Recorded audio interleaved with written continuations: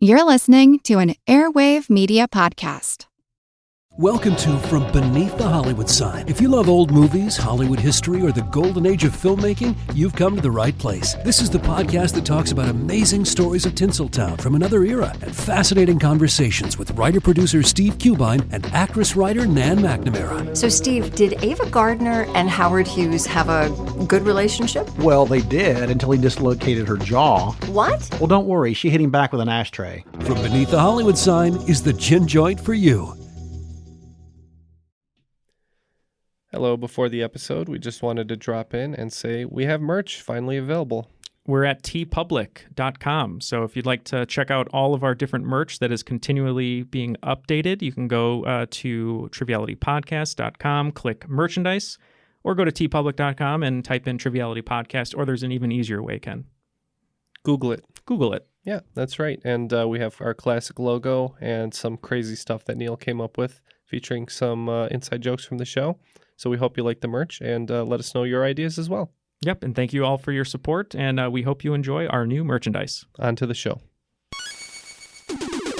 Recorded in Chicago, Illinois, with your hosts, Ken, Matt, Neal, and Jeff. This is Triviality.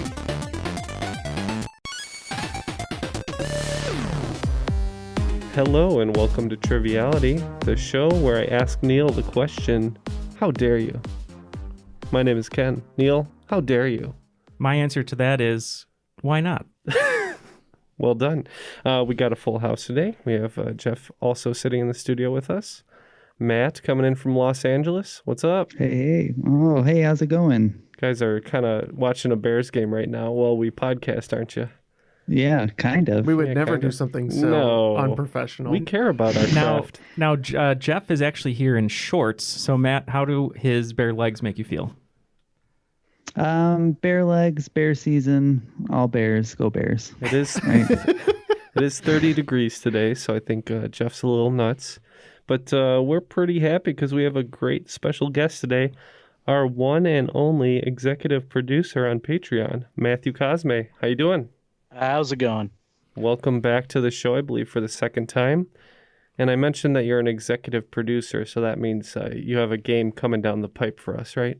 I told you guys a little bit about it, but I'd rather it be more of a surprise for the rest of the audience. Okay, so probably in a couple weeks to a month, you'll hear that executive producer game once again with Matthew Cosme, or maybe a little bit later.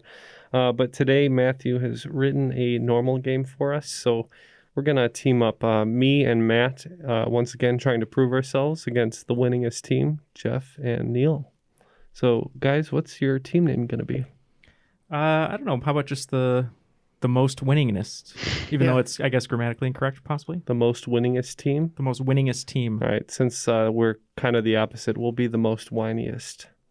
And Matt had a special request today, and that was to hear the rules from A certain celebrity that I don't think we've ever heard here before. Okay, Let's hear those rules. Triviality Podcast is 2 rounds of 20 questions worth 10 points apiece. At halftime, there's a special swing round by this week's host. In the final round, players wager points they've earned for a chance to become the cream of the crop. The cream will rise at the top. Oh, yeah? Actually, we have heard it before. It's I Gilbert Gottfried. recall him, yes. How could we forget? You know what? Yeah. Now that I hear it again, yeah. Yeah. Iago. All right, we are all ready to go. So go ahead and fire off that first question whenever you're ready, and me and Matt will try to take down the most winningest team. All right. So we got round 1, question 1. I got a category of failed military ops. Question is, in the 1960s, during the Cold War, the CIA had the idea to fit an animal with recording equipment to stealthily record Soviet conversations and hopefully get some intel.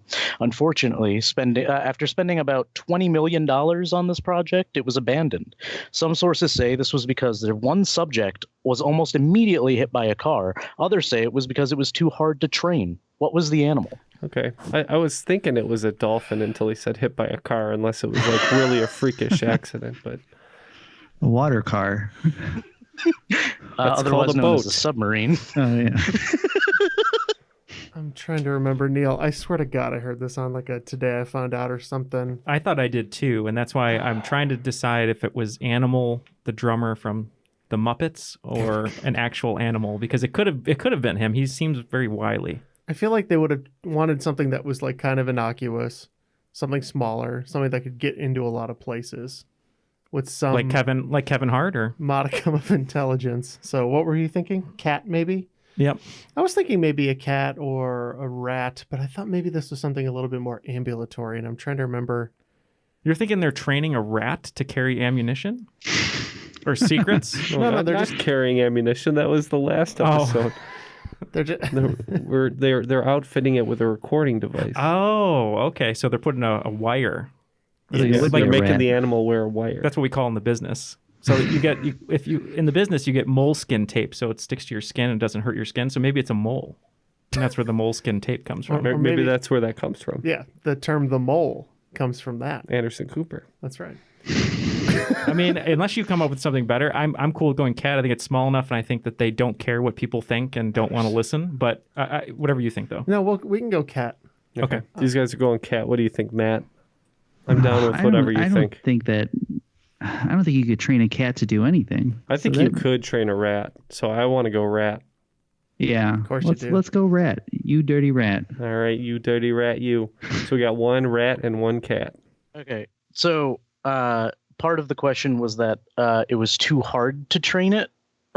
So the fact that you can't train a cat to do anything is exactly why you wouldn't want to outfit them with recording equipment. But apparently the CIA didn't know that.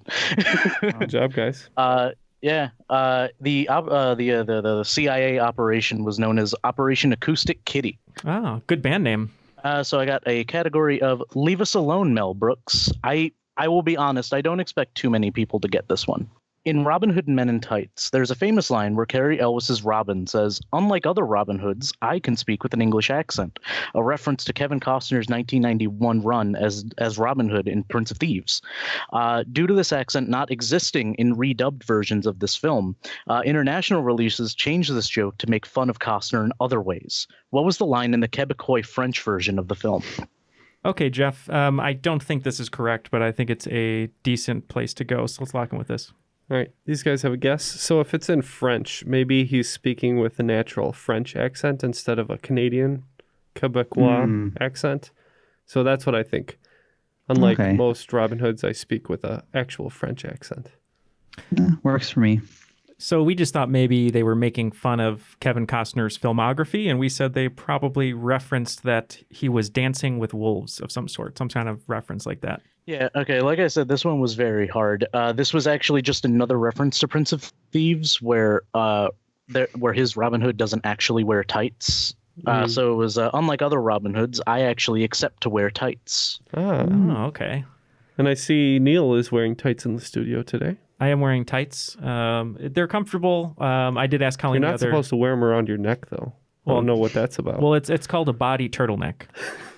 It's just a turtleneck goes straight from the guttural region all the way down. Okay. No, don't like it.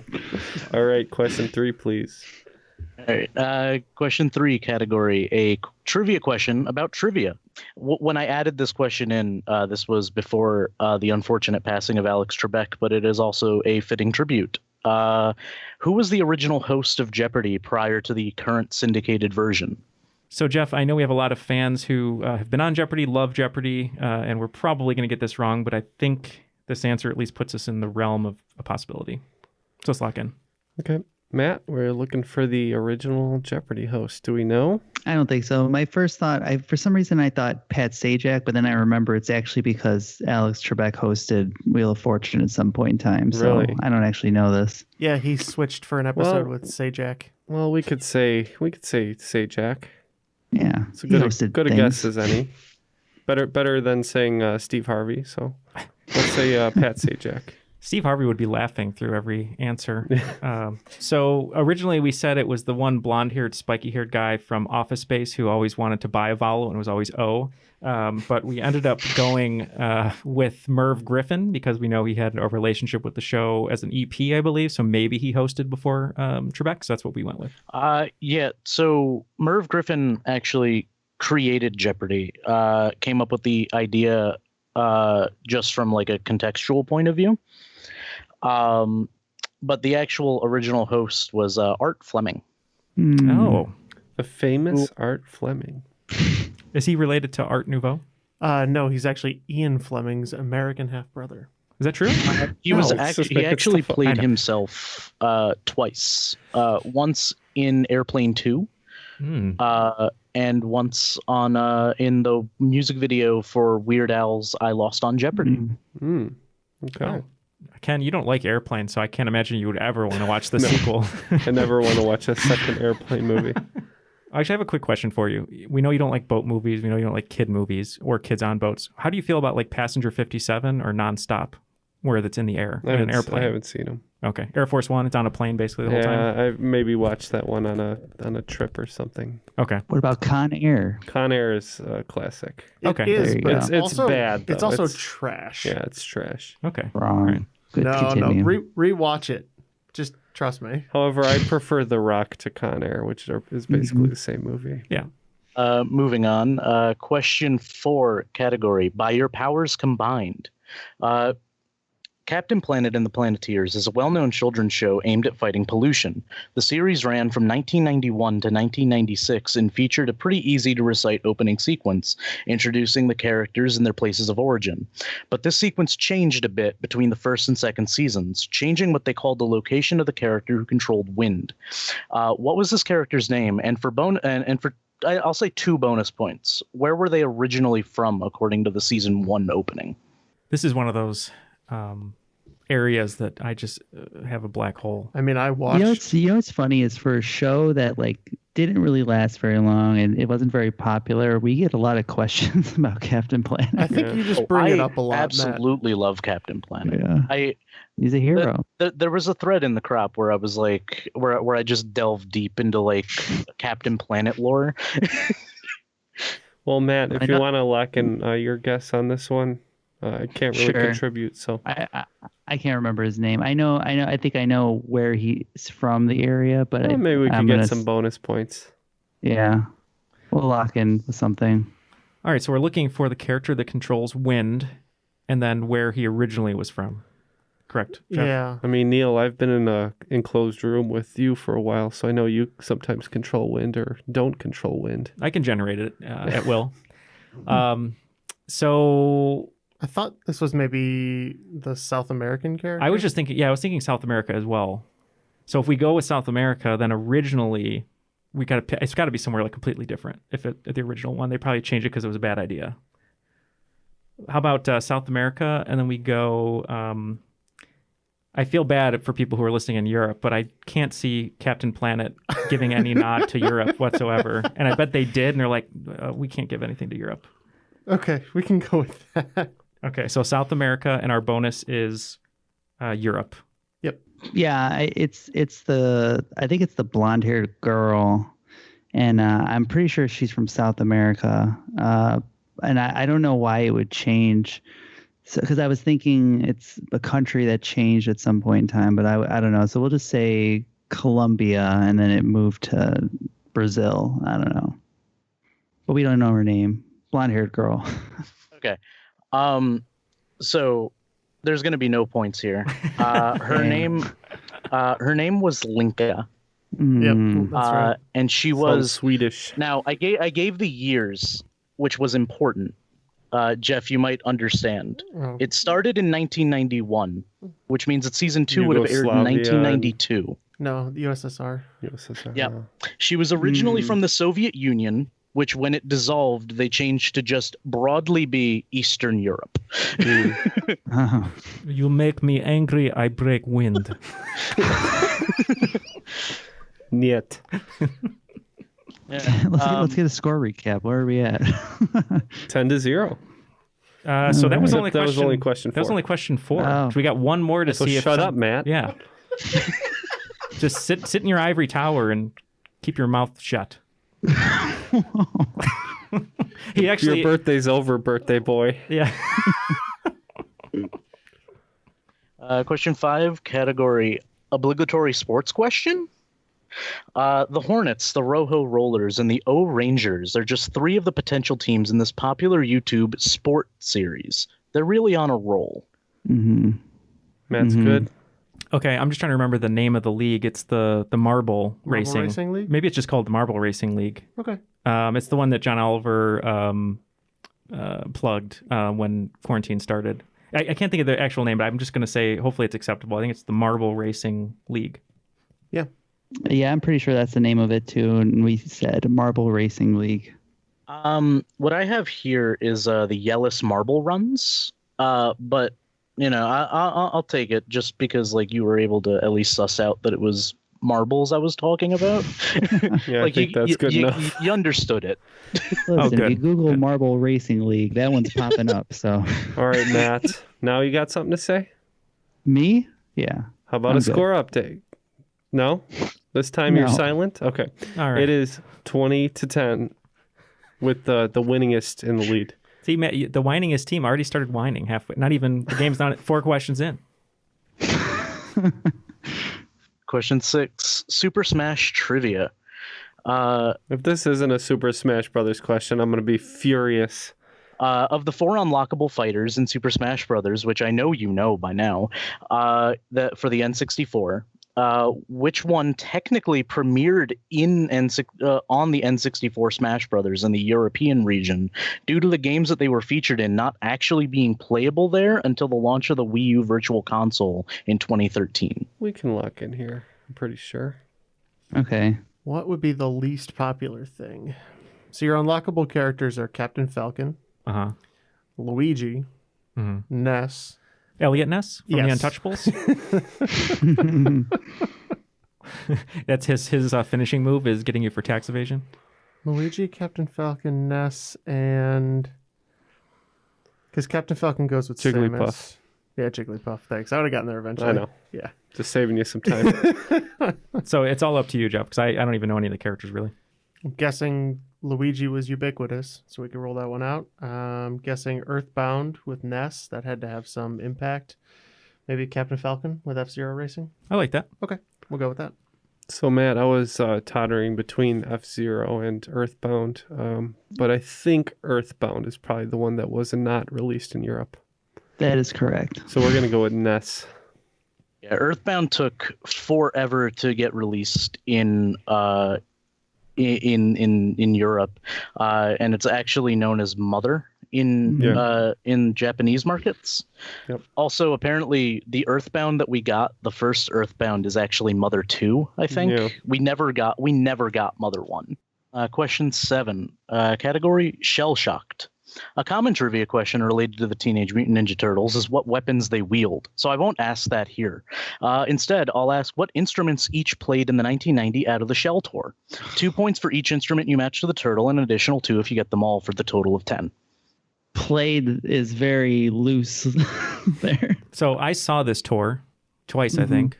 And I just found out the other day that Michael Ian Black, the comedian and actor, was actually one of the turtles on this tour. Yeah. No way. Yeah. So it's kind of a guess, Jeff. I have an inkling here, and maybe let them talk it out because I think okay. it'll be good. So let's think this out. So based on the Turtles' roles in Teenage Mutant Ninja Turtles, Leonardo's playing guitar for sure. Leonardo's playing guitar. I'm pretty sure Donatello's got to play keyboards. Yeah, keyboards are like a keytar because what they did is they put the plastic thing on their hands and they Chuck E. Cheese it up there. Michelangelo's got to be the drummer, and that leaves Raphael for bass. Yeah, Raph seems like a bass guy. Yeah, I always thought Donatello did drum machines though. All right, so that's our guess. Okay. So yeah, we went with Michelangelo for drums. Nunchucks are very similar to drums, I suppose. 2 sticks in a hand, obviously. Leonardo being the leader, we went guitar, lead guitar. Donatello, we actually said was the bass player, and then with Raphael, we said he played keys, whether it's a variation of keyboard or keytar. Okay, so I don't think anyone's getting full points here. I'm just going to run them down and you just fact check yourselves. Okay. What I got was Donatello had keyboard. Leo was on bass. Mikey was on lead vocals / guitar. And Raph was on the drums. Wow. That seems incorrect to me. But we got one of them. So I guess is that 2 points for us? Yeah, that's 2 points. Yeah. Okay. So Raphael is always angry, so I guess I could see why they put him on the drums, just to get out that aggression. And Mikey being the silly one, lead vocals is always like running the stage. Mm-hmm. Yeah. The David Lee Roth of the Turtles. There you go. I'm hot for April. That's good. That's good.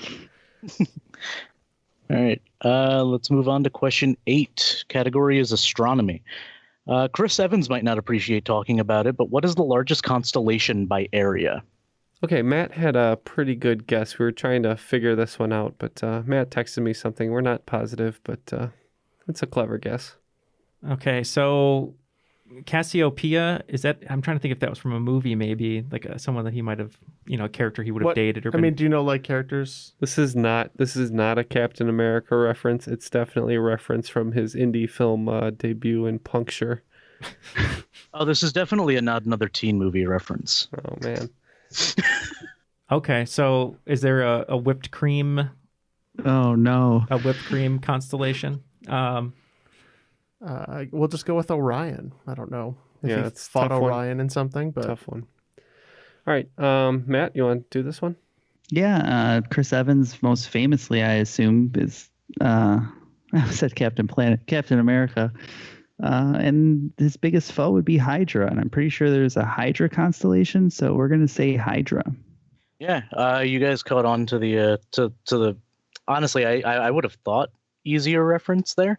Yeah, Chris Evans, famous for Captain America, and they're the main enemy organization, Hail Hydra. It's an easy reference, but a challenge if you don't know any constellations. So that's where we got hung up. But I think we're ready for question 9. Question 9, surprise spelling bee. Triskaidekaphobia is commonly cited as the fear of number 13. Spell it. No. Triskaidekaphobia. Just refuse. Ken, we should know this. That's the question in Letterkenny. If you want to do it, that's fine. I wrote it out. I'm probably wrong, but if you want to take it. My spelling ended with promoting Aquila and the Bee one time at work. Okay. All right, so we are basically locked in here. I just kind of wrote it out. I'm probably wrong, but it is what it is. So we're locked in. All right, Triskaidekaphobia. Triskaidekaphobia, I guess. Okay. I didn't change Neal's, so. Just stop me when I'm wrong, Matt. We don't need any extra letters here. Triskaid. No. Okay. All right. How do you spell it? Triskaidekaphobia. Wow. So there's a K and an I in there that was kind of I knew there was a silent vowel. All right. No points on that one, but let's hear question 10 and hopefully finish it out strong. Question 10, best worst movie. Final Destination is my favorite terrible movie series ever. In it, Death is described as basically an invisible character who takes the place of a generic movie monster killer. In the original, a specific fitting song plays before most of the deaths that happen in the movie. You don't need to get a mile high to get the answer, but what song is it? We are going to lock in because I love these movies and I can't wait for the new one next year. I'm trying to remember. I haven't seen the original one in a really long time. You're under the impression it's John Denver? I was thinking it was John Denver. Well, he famously has that Rocky Mountain High song. Is that the most famous one? I thought he had another one too. Country Roads. Is that him? Yeah, it might have been. I just know that he had the clue Mile High, and I was thinking of John Denver. Well, I think that song is called Rocky Mountain High. Okay. I mean, we can go with that. I know, obviously, there's a huge plane plot point, and he passed in a plane, so it kind of makes sense. So you guys are locking in with that? Yep. Well, we also locked in with that because it is definitely Rocky Mountain High by John Denver. Seriously? I'm shocked. It's actually a different John Denver song. What? Yeah. So it is the one that is very ominous because, as Neal said, he died on a plane. And what better eerie song than "Leaving on a Jet Plane"? Same song Ben Affleck sings before they take off in Armageddon. Okay, that brings a conclusion to the first round. Looks like we clocked in at 32, and the winningest team so far in second place with 20 points. Before we throw it to Matt, join us on social media at Triviality Pod on Twitter and Instagram. Come join us over at The Crop and talk with other listeners for new show releases. And feel free to join our Discord. There's going to be a link at the bottom of the show notes here. You can come hang out if you'd like a non-Facebook option to meet other Crop members and have some fun. And we have to thank our host, Matthew Cosme, for moderating and help starting the Discord. So thank you, Matt.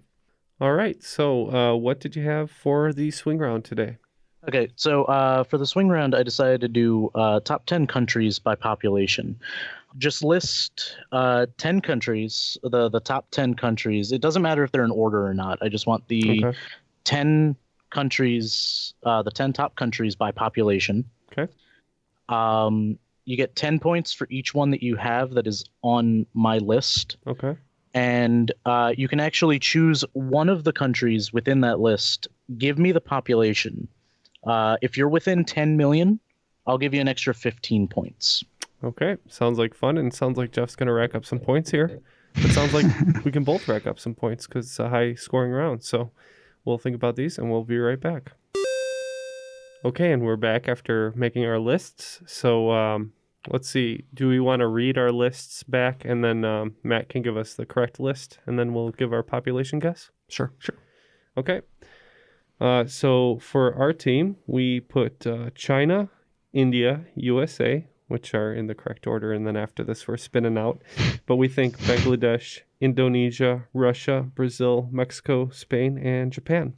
And for our guess, we are going to stick with the US of A, which I believe is 332 mil. All right. And we also have China, India, the United States, Indonesia, Bangladesh, Brazil, Pakistan, Russia, Nigeria, and Mexico. And population guess? Yeah, we're going to go U.S. We're right about at the same ballpark. We said 325. So it's number 10 is Mexico. Number 9 is Russia. Number 8 is Bangladesh. Number 7 is Nigeria. Number 6 is Brazil. Number 5 is Pakistan. Number 4 is Indonesia. Number 3 is the United States. Number 2 is India. And number 1 is China. And for the population guess, from the reference that I pulled, the United States had a population of 331 million. 2,651. So within 10 million, I believe that is both teams. That's right. Yeah. We were within 1 million. Good job. Good job, Ken. Okay, after that very lucrative swing round, it looks like the winningest team was able to rack up 115 and heighten their score to 135. The whiniest team did pretty good. We got 95 points, but dropped us into second place at 127, which is like the weirdest number of points I think we've ever had on the show. But let's go ahead into round 2. Round 2, question 1. My category is Got It Memorized. Going back through your catalog, I noticed you whiffed at the same question twice. So I thought I would ask you again. The Hitchhiker's Guide to the Galaxy series has plenty of strange characters, including Zaphod Beeblebrox. Among Zaphod's achievements included inventing a drink described as the alcoholic equivalent of a mugging, expensive and bad for the head. What is the name of the drink? I'm on the verge of the correct answer here. There's just little tweaks of the wording of it that I'm struggling with. So, how do none of us know this? I think I know it. I know. That's not surprising to me. I would normally look to Ken for this one because I know he would. You good with that? Yes. Unless there's like a different I think letter in one of these. I know the that's second right. half of that is correct, but I think the first half there's possibility for error. Okay, so I think there's a word in there like gargle blaster That's the only thing that's coming to me. Pangalactic Gargle Blaster? That sounds right. Pangalactic Gargle Blaster. The alliteration sounds nice there. Okay, that's what we'll lock in. Okay, we said Pangalactic Gargle Blaster. Hey, you guys did learn your lesson. It is the Pangalactic Gargle Blaster. That came to me in the 11th now, hour. no one ever asks us that again. That's it. We did it. That's it. Third time lucky. Redemption and vindication. Cue the song Vindicated, Matt. No. He's not drunk enough. A few more gargle blasters. All right, going into round 2, question 2, category objection. Known as Gyakuten Saiban in Japan, which translates directly as turnabout trial, the first 3 games of this series see you take control of a spiky-haired defense lawyer and follows his adventures with his spirit medium partner. I hope you can get this correct. I'll take 2 answers for this. If you can give me the series name or the main character of it. Okay. I think we're locked in, right, Matt? I know the character. I don't know if I know his name, but you can lock in. I know what they're talking about. I think I brought it up to Ken once. It's that game where the guy like points. Yes. He points, and he goes like "you" or whatever, like objection. Objection. And one of my favorite Japanese directors, who normally does like weird horror movies and like body horror movies, I believe Takashi. Yeah, I think Takashi Miike actually did a version of this, which is crazy. I don't know the name of it. I think it's like really goofy though, like Mr. Lawyer Man or Lawyer Man. I don't know. So close. You'd know better than me. Yeah, it's like I lawyer. kept thinking of Harvey Birdman, attorney at law, and I'm like, that's not right. It's like it's like it's like Lawyer Man, or I'm gonna say it's you don't know, right? I don't. All right, I'm gonna say it's Sensei Lawyer because I can't think of it. We're saying Phoenix Wright, Ace Attorney. Yeah, honestly, Mr. Lawyer Man is closer than you would have thought. It is Ace Attorney, the main character being Phoenix Wright. But also in the original Japanese, they basically named him Phoenix Wright so they could play off of the same jokes that they have in the Japanese version, because in Japanese, his name is Naruhodo, which basically means I see. Yep. That's funny. All right. Moving on to question 3, category move over Simba. In the 2005 children's movie Madagascar, what species are the animals who look like a mix between cats and weasels that attack Marty in the final climactic battle? Have you ever seen Madagascar? No, but I'm pretty sure I know it. I'm just going to let these gentlemen lock in. So, Jeff, you wrote down an answer. I think one of the lead characters is that animal, but I can't think of the actual animal that I think he's asking about. But that's fine going with that. Wait, what do you mean? It looks like that, but it's a lot tinier. It's not as agile as what you wrote down. They look like rats, but they look, you know what I mean? I don't know. I don't know. I can think, I can see it in my face or my head. I thought you were over the concussion. Maybe not, but I know what the animal is. I just don't know the name of it, but let's just lock in with what you have. Okay. So I think it's lemurs, isn't it? Oh, that seems right. The description fits, and I think there's lemurs in Madagascar. Things. Sacha Baron Cohen plays the Lemur King. So. Yeah. So lemurs? Yeah. Lemur, sure. We also guessed lemur. Okay. So I tried to be slightly clever in this category, but I don't think I pulled it off very well. The category name is Move Over Simba, because I'm trying to reference Simba with the Lion King, and Mu is the beginning of Simba's father, Mufasa, which is apparently a species of animal that exists that I had no idea existed until this movie. Oh, not what I thought. It is the Fasa. The Mufasa or the Fasa? It's the Fasa. Ah, sounds like a wrestler. Apparently they're like weird cat weasel things. They're carnivorous. Sounds like I'd want to have one as a pet. Yeah, you're a weirdo. Yeah. Thanks. All right, moving on to question 4, category tabletop games. Dungeons and Dragons is one of the most widely known tabletop RPGs to exist, even being known to people that have never played them before. Originally published in 1974 by Tactical Studies Rules Incorporated, otherwise known as TSR, and created by Gary Gygax. What publisher is it currently using now when it switched in 1997? We can lock in. Okay. Is it Wizards of the Coast? Yeah? Yeah, they do the Pokemon game, right? I think they acquired it, so I think we're going Wizards of the Coast. So evil megalomaniac company Hasbro's subsidiary, Wizards of the Coast. Yeah, Wizards of the Coast. Come out to the coast, have a few spells. Question 5, category movie terminology. The Ark of the Covenant in Raiders of the Lost Ark, R2-D2 in Star Wars, and the briefcase in Pulp Fiction are all examples of what common film device? My favorite order at McDonald's. Do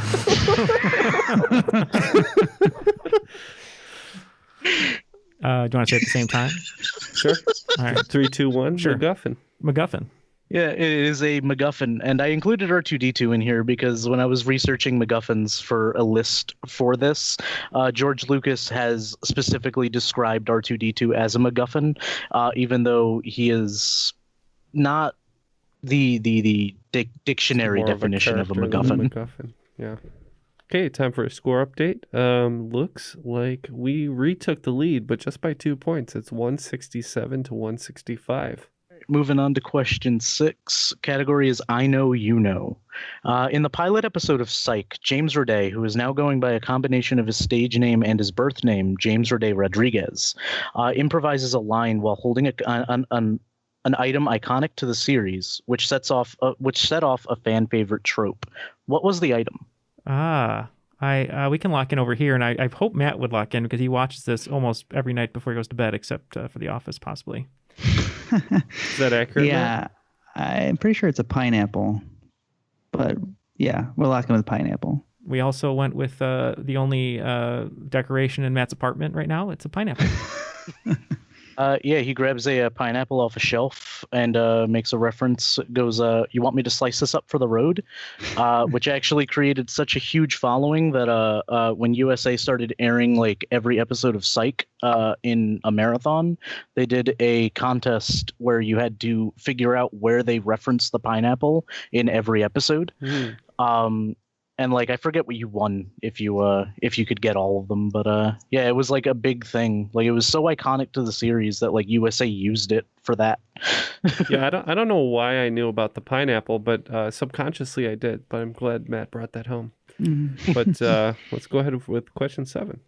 Round 2, question 7. Category is Broadway and myth. The story of what Greek mythological couple was the Broadway musical Hadestown based on? Oh,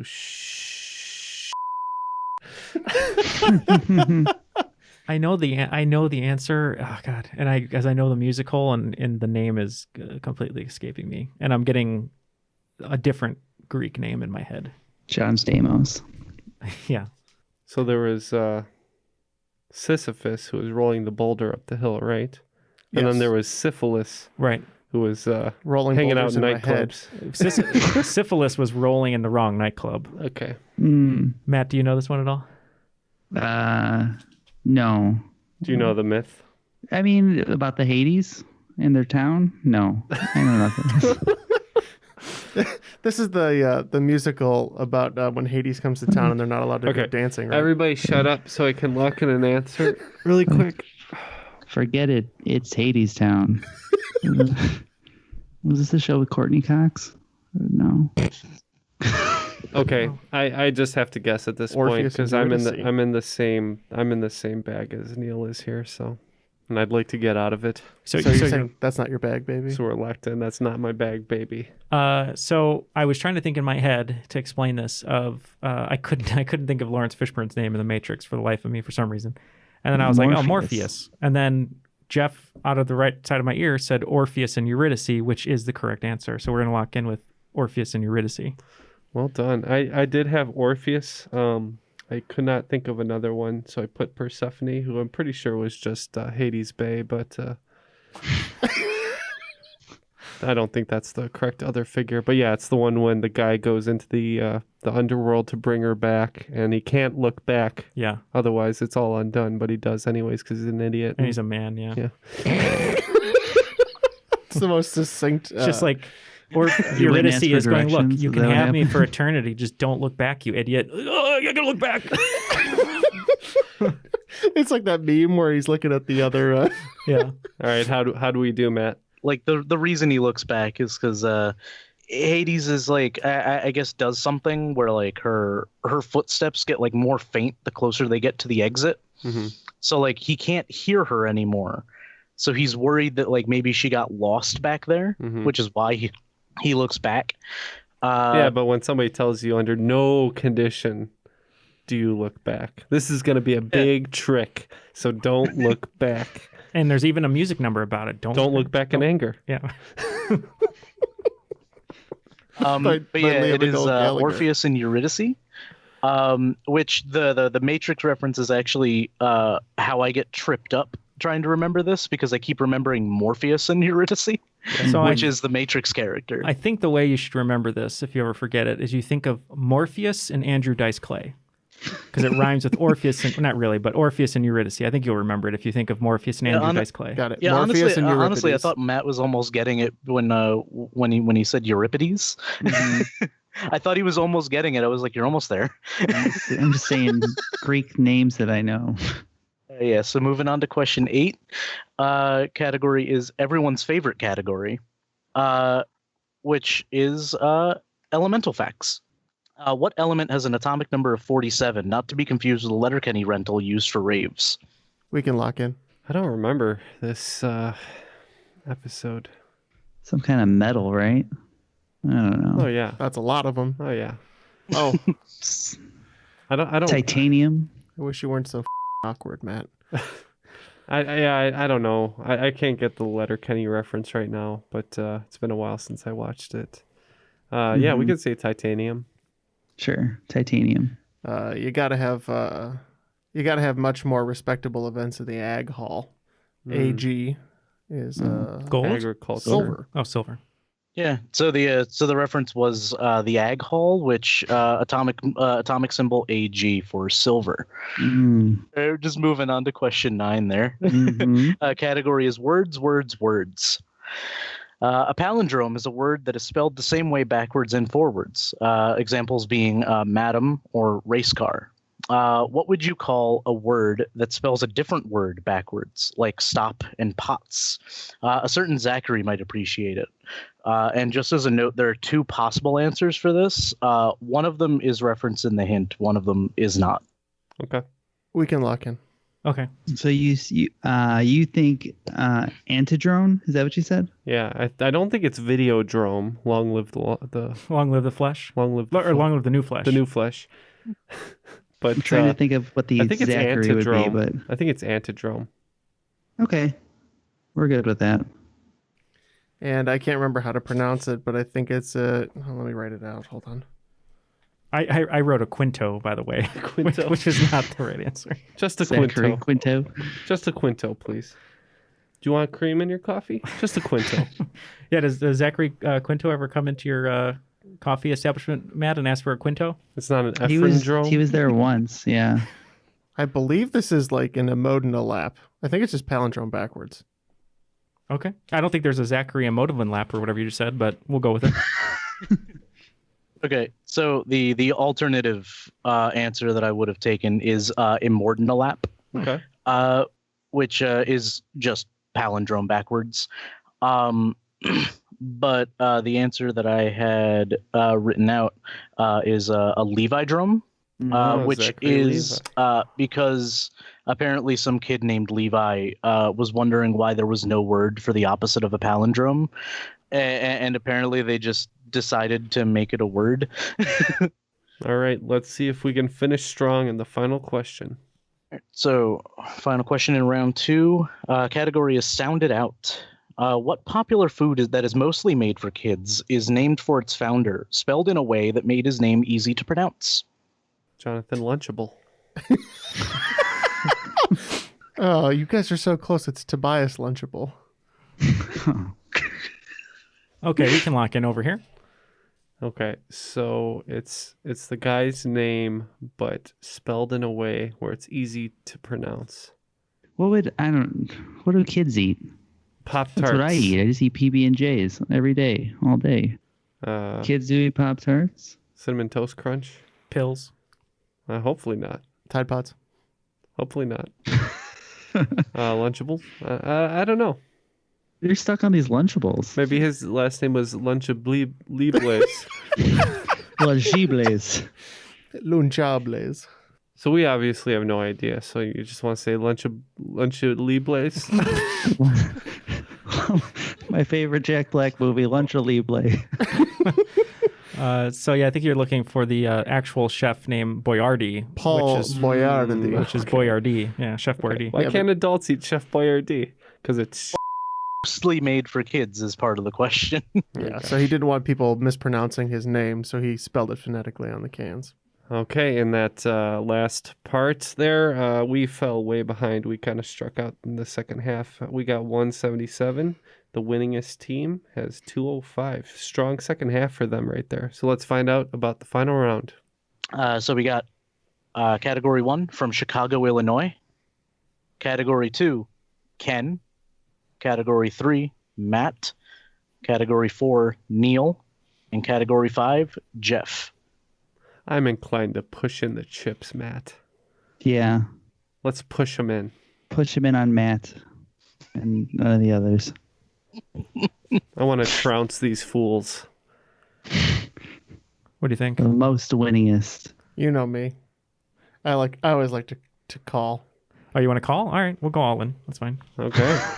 So Can we go all in? we're pushing our chips. No, we're not all in, but we're pushing as many chips as we can in. And No, I think you can go all in. We can. You have 170, right? At least 170? Yeah, you can go somewhere all in there. Yeah, you can go all in implies that you don't have enough chips. Oh, yeah. I got you. Never mind. All right, everybody, shut up once again. Okay.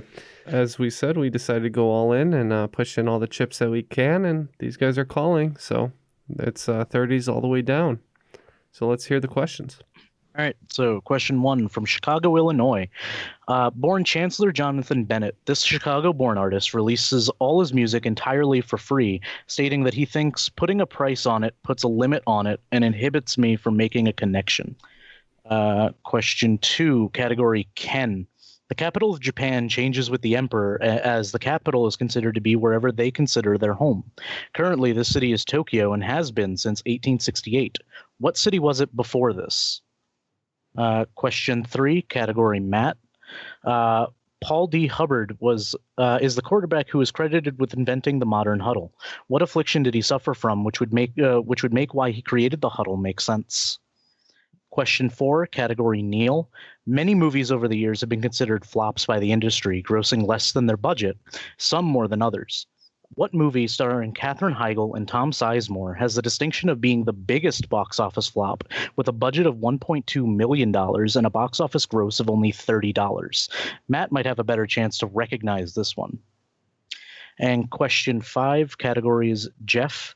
Of the 193 sovereign flags, 190 are rectangular, 3 are non-rectangular. Nepal is the one most known as defying the norm and having a non-rectangular flag, having a flag in the shape of 2 triangles. The other 2 are square. Name one. All right, so while we take a moment to go over these questions, just wanted to let everyone know about our Patreon. Matthew is here. He is a Dutch enthusiast at the moment. He was actually the first person to get a Dutch enthusiast pin with his specialized box. But you can join him over at Patreon for hours and hours of extra content if you go to patreon.com/trivialitypodcast, where when you sign up, you'll get a welcome letter, some stickers, some posters, there's boxes, but most of all, like I said, some extra audio content that you can listen to. So if you'd like to join Matthew, you can go to patreon.com/trivialitypodcast. All the answers are now locked in. So let's get the questions one more time and see how we did. And we are feeling pretty confident. I don't know about these guys, but pretty good. Pretty good. All right, Matt, let's hear the questions once more. So question 1, category from Chicago, Illinois. born Chancellor Jonathan Bennett, this Chicago-born artist releases all his music entirely for free, stating that he thinks putting a price on it puts a limit on it and inhibits me from making a connection. Well, if I'm Ken the podcaster, the answer to this is Chance the Rapper. And if we're known as Luck the Linguist, we actually want to go with Chance the Rapper.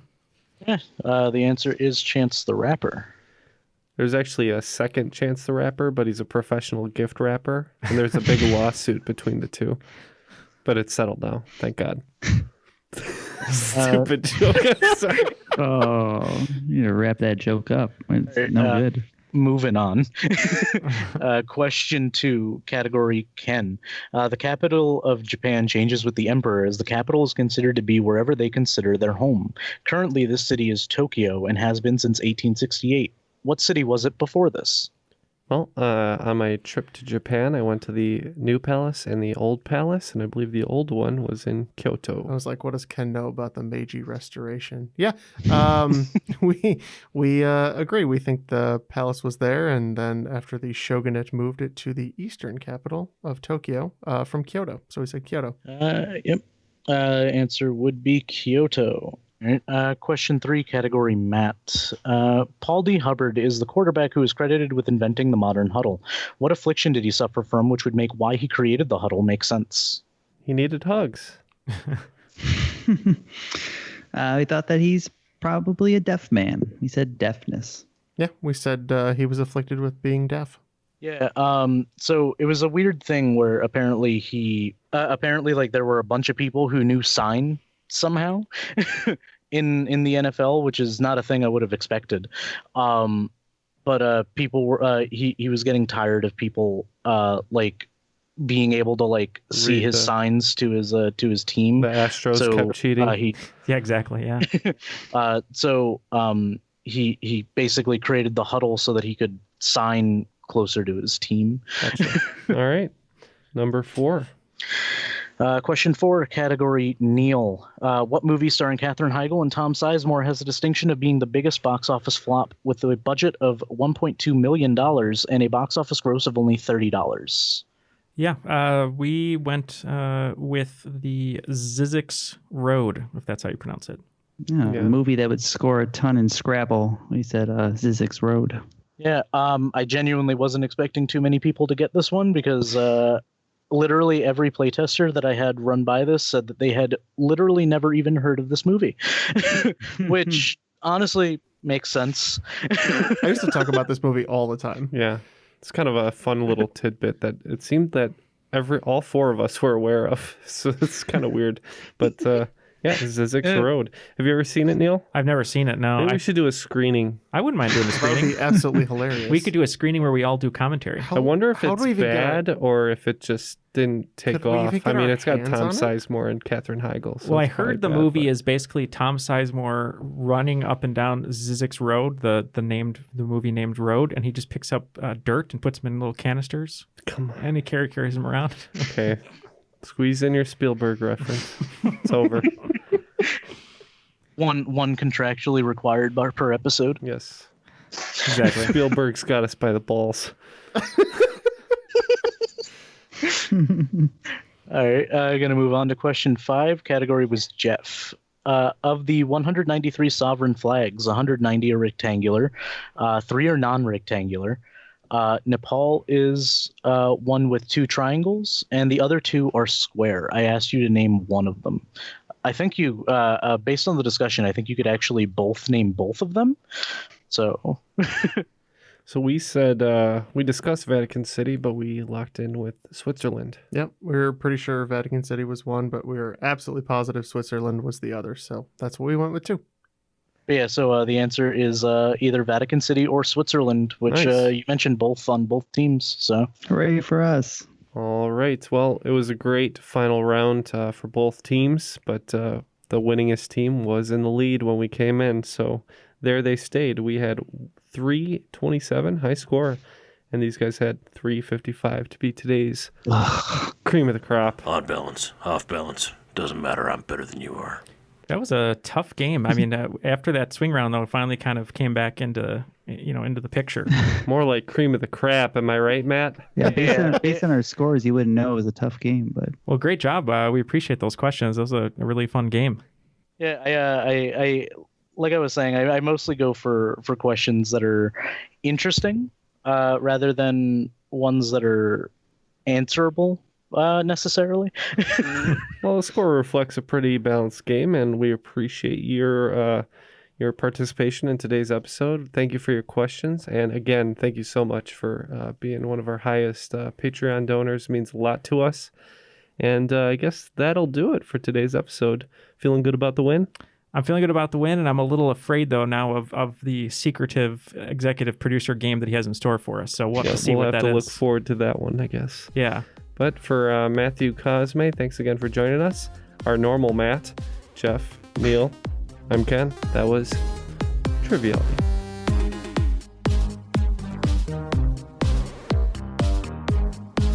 Okay, so first question, do you know any constellations? Yes. Cassiopeia. Let's go through all of them. Orion's belt, which he should have had cinched down a little bit more. Come on. Okay.